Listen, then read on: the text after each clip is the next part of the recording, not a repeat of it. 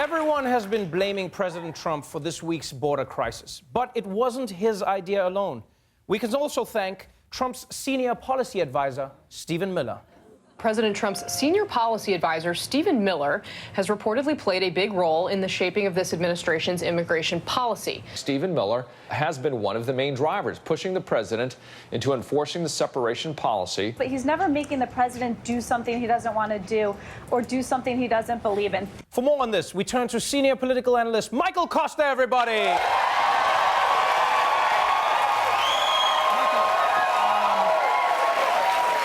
Stephen Miller is reportedly behind many of Donald Trump's most heartless immigration policies, the travel ban, canceling DACA, and now separating kids from their parents. How can he support causing so much pain? How can he support causing so much pain? Calm down, you snowflakes, okay? What you gotta understand is riling up liberals is Stephen Miller's thing. Don't forget, this is a guy who ran for student government in high school on a platform to make the janitors work harder. He once jumped into the middle of a woman's track meet to prove that men are better athletes. Now, did he do that because nobody would have sex with him? No, he did it to trigger the libs. And he had a lot of time to plan it because nobody would have sex with him. Wait. So you're saying that getting a reaction, an angry reaction, is what Stephen Miller wants? Yeah, it's not only what he wants, it's what he thrives on. It's what gets him out of his casket in the morning. So don't even try, liberals. Calling Stephen Miller a light bulb covered in skin or what happens when enough cousins only nourishes him. And pointing out that he could rent his forehead on Airbnb would be falling right into his trap. Wow, that's really upsetting, Michael. Yeah. But on the other hand, wouldn't calling him something like a pre-registered sex offender or Satan's life coach at least make people feel a bit better? I mean, maybe, but it won't help.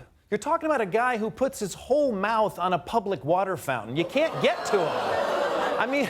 I mean, sure, you could Photoshop his face to look like a herpes sore, or slap it on a couple of bull testicles, or just turn that mouth into a urinal. You could do all of that, but he's just going to make that his profile pic on Tinder. So if I understand what you're saying, it's really best not to engage at all with this guy who looks like how tuna smells. Yeah, I'm afraid so. In fact, I brought a chart to help explain, okay? So, now look, here are people who think they can shame Stephen Miller into changing his mind, and here are people who think they can insult Stephen Miller into changing his mind. But what they don't get is that Stephen Miller, as my chart explains, he's actually above it all, okay? See what I mean?